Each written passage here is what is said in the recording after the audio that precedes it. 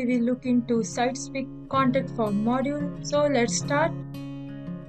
After logging into your mobile, it will look like this. You can see here is our contact form module. And now how it will work. Fill all the details, first name, last name, email address. It will accept both US and Indian mobile number.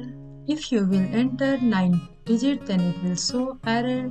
Mobile number should 10 digit in format, then message and captcha. Then you have to click on submit button. After submitting this, thank you pop-up message will appear. Here page URL that has been given in the redirect ops module settings. It will redirect you here. Now I will show for non-logged user. Log out from your DNN.